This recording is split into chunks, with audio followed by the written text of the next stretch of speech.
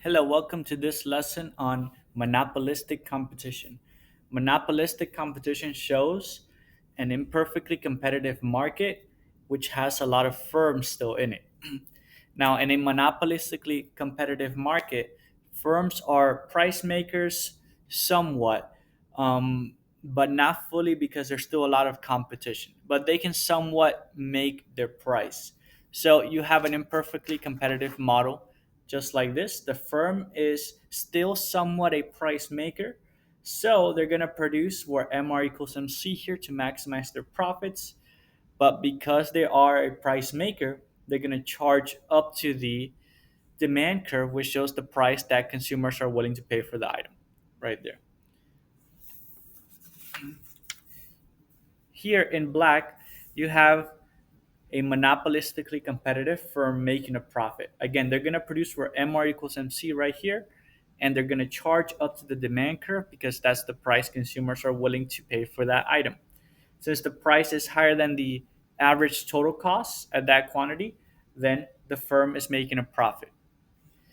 Since a monopolistically competitive market has a lot of firms and is competitive, other firms are going to see that these firms are making a profit and they're going to enter the markets.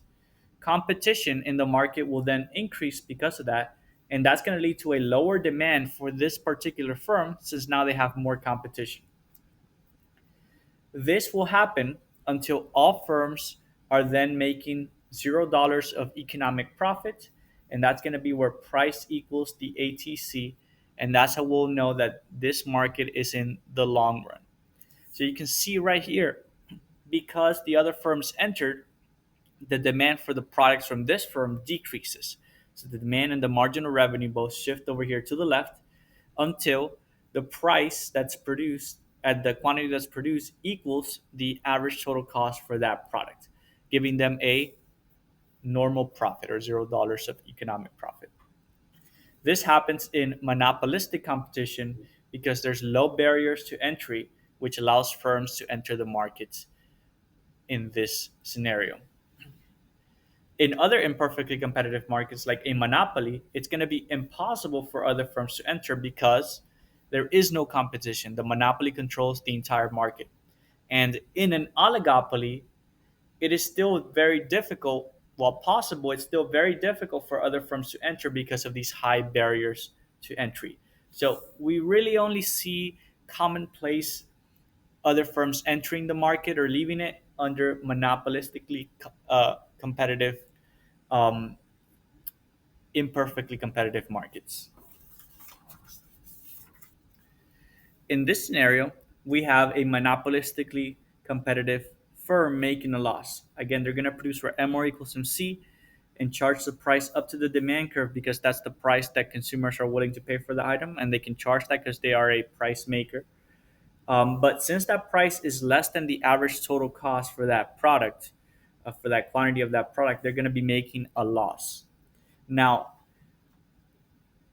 in the long run, firms are going to leave this market until the remaining firms again make a normal profit where price equals the average total cost.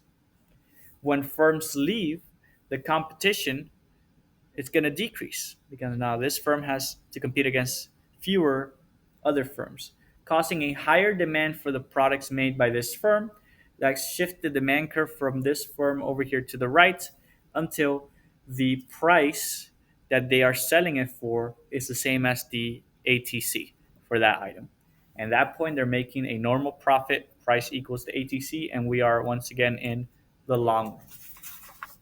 So this is how a monopolistically competitive firm looks like in the long run. They produce here where MR equals MC, but they're going to charge up to the demand curve because that's the price consumers are willing to pay. And since they're a price maker, they can charge that price right there. You can see a couple of things here. They are not producing where marginal cost equals demand, which would be right there at the socially optimal quantity. They're not producing there because they're producing here where MR equals MC to maximize profits.